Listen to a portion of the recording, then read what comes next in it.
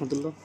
ভাই নিঃশ্বাস যতদিন আছে মানুষের ব্যস্ততা ততদিন থাকবে, এই ব্যস্ততা দিন দিন বাড়ে, ব্যস্ততা কমে না, কিন্তু এই ব্যস্ততার মাঝেও কিছু সময় নিজের জন্য ব্যয় করা, সেটা আল্লাহর রাস্তায় বাইর হওয়া, জীবনে একবার হইলেও 3 চিল্লা দেওয়া, মাসে 3 দিন দেওয়া, বছরে 1 চিল্লা দেওয়া, এটা নিজের জন্য, নিজের আসলাহার জন্য, নিজের দিন শিখার জন্য।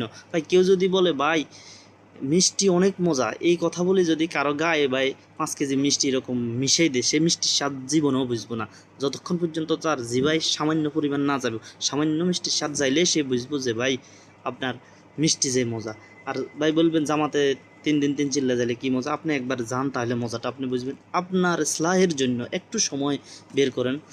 আগামী বৃহস্পতিবার ইনশাল্লাহ মার্কাজ থেকে আমি যাইতেছি, আমার সাথে আরও সাথীয় বাইরাও যাবে, যারা যাবেন মার্কাজ মসজিদে চলে আসবেন ইনশাআল্লাহ। 3 দিন ফেসবুক বন্ধ থাকবো আমার, এই শুক্র, শনি, রবি, সোমবার ইনশাল্লাহ আবার আপনাদের সাথে দেখা হবে।